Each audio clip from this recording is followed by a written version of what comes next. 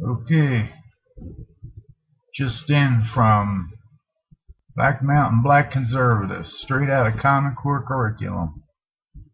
Currently, the Second Amendment of the Constitution states that citizens must register firearms as a condition of ownership. Did you know that? I didn't know that. They said it. Now let's see what it really says.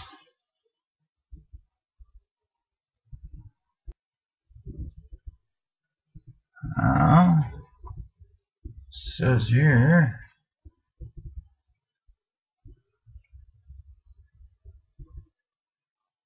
I must have the wrong edition. A well-regulated militia being necessary to the security of a free state, the right of the people to keep and bear arms shall not be infringed. In other words, a well-regulated militia, that's a volunteer army, being necessary to the security of a free state, the right of the people to keep and bear arms shall not be infringed. Let's take a look at that word infringe. There we go.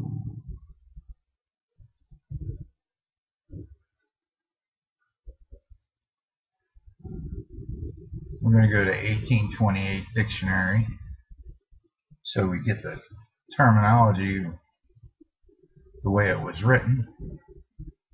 You do that or go to the Federalist Papers. It's a lot easier to just use the dictionary from that era.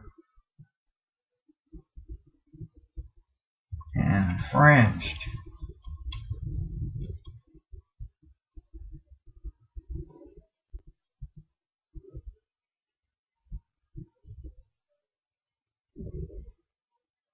And we're going a little slow today.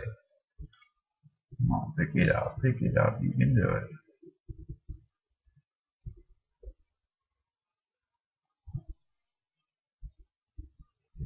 Infringed, broken, violated, or transgressed.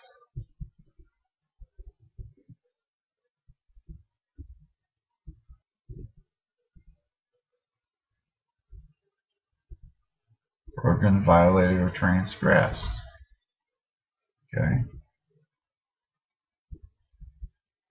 Let's look at transgresses.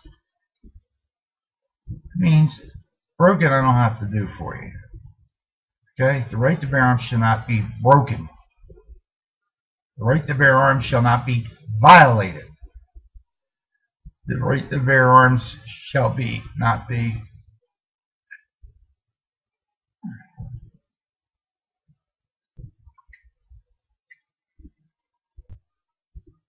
transgressed.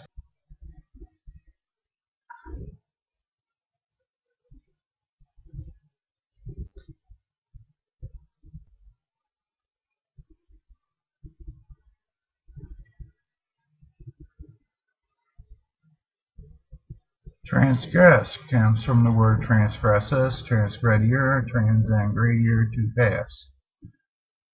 The right to bear arms shall not be passed over or beyond any limit to surpass. Any limit.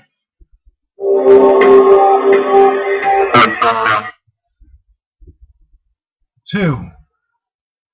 In a moral sense, to overpass any rule prescribed.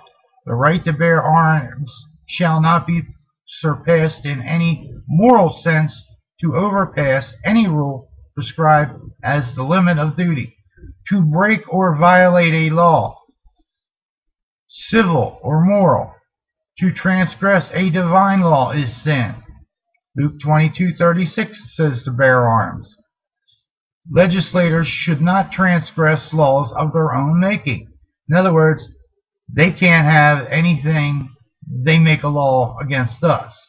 Right? They can't just sit there and say, all right, well, the people get it this way and we get it this way. To offend by violating a law, to sin. Right? It is very clear. That word infringed is so powerful. Once again, the word transgressed, overpassed or violated. We were looking up infringed. The right to bear arms shall not be overpassed or violated. Okay? That means anything they got, we got. And what it really showing is there's a whole bunch of gun laws that are illegal. Now, while we're on the subject, there's a bunch of college kids that went on the attack at the Common Core math. I'll put a short clip in here, and you'll have to pick up the site and go to the site to see it in its entirety.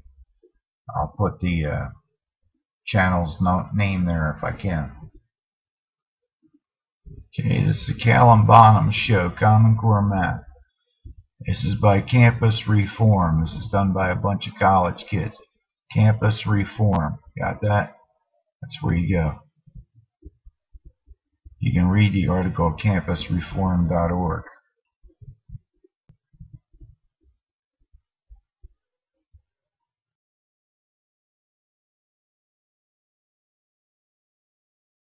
(32 minus 12). Normal 32 over 12. 2 minus 2, 0. 3 minus 1, 2. 20. Answer. Done. Done. Done. All right. So we're going to do it the Common Core way. I'm going to show you how Common Core acts.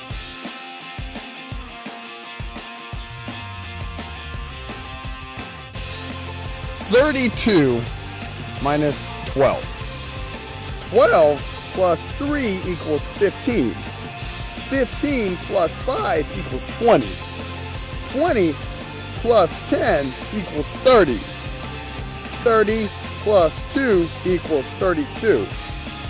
3 plus 5 is 8, plus 10 is 18, plus 2 is 20. 32 minus 12 equals 20.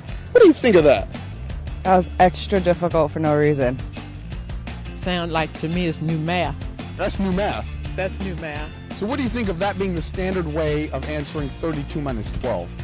It's a little bit more complicated that way. How would you feel if this is the new standard on teaching math across the nation to Common Core? I like the other way better. Make it simple. Yeah. Because that's confusing. For me, it doesn't make sense. How did you come up with these numbers? Because we can't come up with 20 from lots of ways, right? Yeah. What do you think should happen to a teacher that teaches math this way? Okay. But, you know, President Bush had no child left behind. Right. Michelle Obama has leave no child with a bigger behind.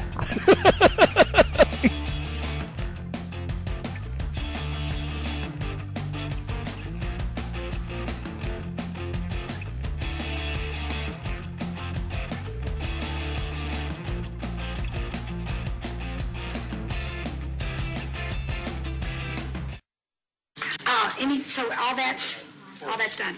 Now, we are down to our public comment time. I would like to recognize Mrs. Karen Lamoureux, who has 3 minutes to speak.